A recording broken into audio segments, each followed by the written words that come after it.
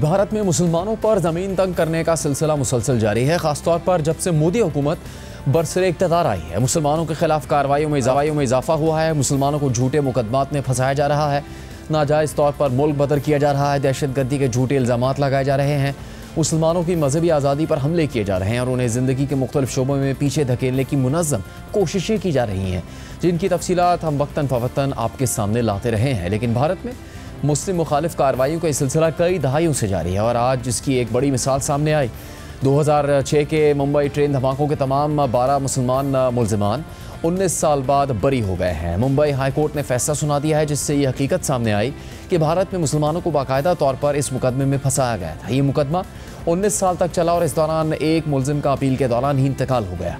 11 जुलाई 2006 को मुंबई की लोकल ट्रेनों में वेस्टर्न लाइन पर मुख्तलिफ मकामात पर 7 धमाके हुए थे, जिनमें 189 अफराद हलाक और 827 ज़ख्मी हुए थे। 2015 में भारत की खुसूसी अदालत ने इस केस में 12 मुलजिमान को मुजरिम करार देते हुए 5 को सज़ाए मौत और 7 को उम्र कैद की सज़ा सुनाई थी। लेकिन आज मुंबई ऐसे में कहा गया है कि इस्तग़ासा केस साबित करने में नाकाम रहा। इस्तग़ासा ने जिन सबूतों का सहारा लिया वो सज़ा के लिए काफ़ी नहीं है।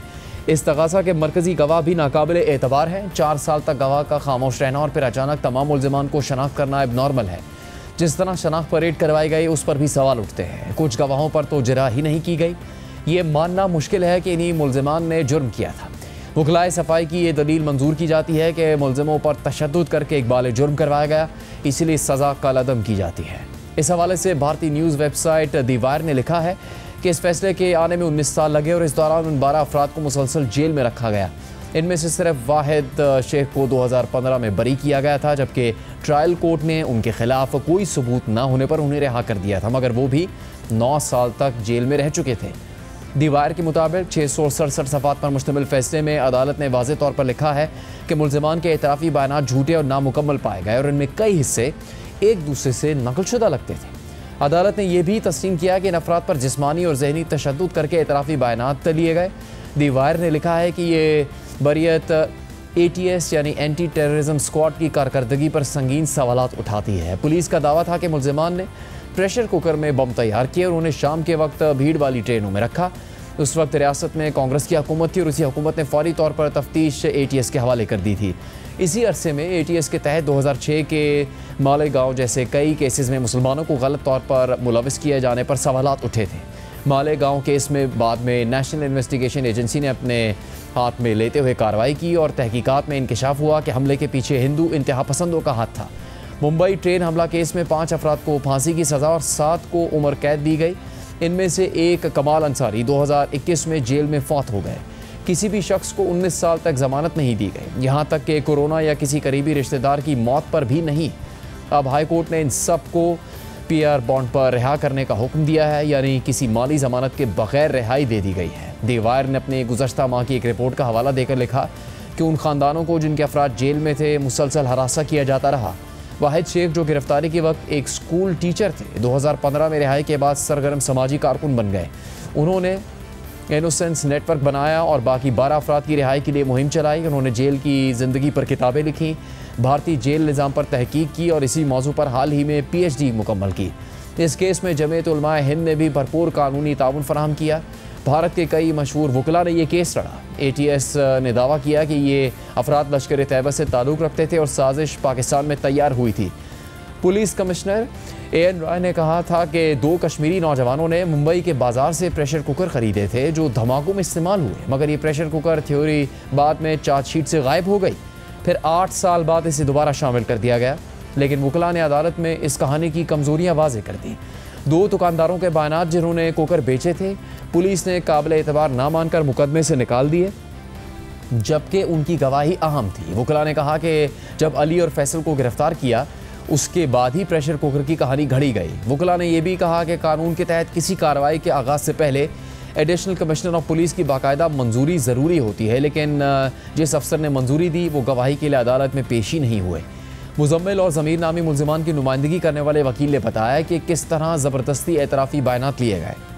कानून के तहत पुलिस के सामने एतराफ़ी बयान अदालत में काबिल कबूल होता है, जिससे मुलजिमान की पोजीशन मज़ीद कमज़ोर हो गई थी। वकील के मुताबिक ये पूरा मुकदमा एक मीडिया ट्रायल बन चुका था जहां मीडिया और पुलिस ने मुल्ज़िमान को मुजरिम बनाकर पेश किया। इन अफराद ने अपनी ज़िंदगी के कीमती साल जेल में गुजार दिए। पुलिस का रवैया ये होता है कि पहले किसी को मुजरिम मान लो, फिर सबूत ढूंढो। दीवार के मुताबिक ये फैसला सिर्फ इस बात को जाहिर नहीं करता कि 12 अफराद ने 19 साल नाहक जेल काटी, बल्कि ये भी दिखाता है कि 2006 के बम धमाकों में मारे जाने वाले 189 अफराद के लवाहिकीन आज भी नहीं जानते कि असल मुजरिम कौन था। रियासती पुलिस और तहकीकाती इदारों को अब इसका जवाब देना होगा। आज बरी होने वाले साजिद अंसारी ने फैसला आने के बाद कहा कि पुलिस ने हम पर झूठा मुकदमा बनाया। गिरफ्तार किए गए तमाम 13 अफराद बेकसूर हैं। शुरू से ही हमारा ये कहना है कि हम बेगुनाह हैं। पुलिस ने हम लोगों को झूठा फंसाया, सिर्फ मुझे नहीं बल्कि जितने हम लोग इसमें थे 13 के 13 उन लोगों को झूठा फंसाया। ATS ने जो गलाया वो झूठ गलाया था। यहाँ तक कन्फेशन भी गड़े गए, हमको टॉर्चर कर करके जो है वो सब लिया गया। और झूठे इनके जो विटनेसेस थे, जो इनके पुलिस के नॉर्मल विटनेसेस होते थे, वो विटनेस का सहारा लेके जो हम लोग कन्विक्शन दिला है। हाईकोर्ट के सामने ये बात आ चुकी है और उन्होंने हमारी बेगुनाह पर जो मुहर लगा दी कि हम बेगुनाह। एक दिन में अगर कोई कैद में रहता है तो वो बहुत बड़ी बात हो जाती है। मेरे 19 साल गए और उसके साथ में मेरे घर वालों ने, मेरी बीवी बच्चों ने झेला है, वो बहुत ही खतरनाक है। एक जो विटनेस लेकर आए थे, 2-2, 3-3 केसेस के अंदर, 4-4 केसेस के अंदर वो लोग इस्तेमाल हो चुके। आई विटनेसेस का ये हाल है कि बड़े बड़े जो केसेस है 2003 ब्लास्ट केस, उसके अंदर भी जो यूज़ किए लोगों ने वो यहाँ पर आके यूज़ किए लोग हमारे केस के अंदर। इसके अलावा भी और बहुत सारे केस रिकवरी के लिए जो पंच विटनेसेस हैं वो सब इन्होंने अपने रेगुलर पंच विटनेस यूज़ किए ताकि इनकी जो थ्योरी है उसको प्रूव कर सकें। मुंबई ट्रेन हमले के मुकदमे में 12 मुसलमानों की 19 साल बाद बरियत सिर्फ एक अदालती गलती की इस्लाह नहीं बल्कि ये वाक़या भारत में मुसलमानों के साथ रियासती सलूक, अदालती रवैये और मीडिया के किरदार की हकीकी तस्वीर भी पेश करता है। मुसलमानों को जाली मुकदमात में फंसाने और दहशतगर्दी जैसे संगीन जराइम में उन्हें तहकीकात के बगैर ही शामिल कर देने का ये सिलसिला बहुत पुराना है। 18 फरवरी 2007 को होने वाले इस समझौता एक्सप्रेस हमले का इल्ज़ाम भी इब्तदा में फौरी तौर पर मुस्लिम नौजवानों पर लगाया गया, लेकिन बाद में तफ्तीश में इंकशाफ हुआ कि हमले के पीछे हिंदुत्व तंजीमों से वाबस्ता अफराद शामिल थे। मगर मार्च 2019 में अदालत ने तमाम मुल्ज़िमान को सबूतों की कमी के नाम पर बरी कर दिया और इस बरीयत पर शदीद तनकीद हुई थी। लेकिन ये पहली दफ़ा हुआ है कि दहशतगर्दी के इल्ज़ाम में कैद भारतीय मुसलमानों को तवील अदालती जंग के बाद रिहाई मिल गई है। मुंबई ट्रेन हमला केस में 12 बेगुनाह मुसलमानों की रिहाई भारत के अदालती और तफ्तीशी निज़ाम की खामियों को सामने लाती है और मीडिया की जानबदारी को भी बेनकाब करती है, जो मुसलमानों को बगैर किसी तफ्तीश और सबूत के फ़ौरन मुजरिम करार दे देता है।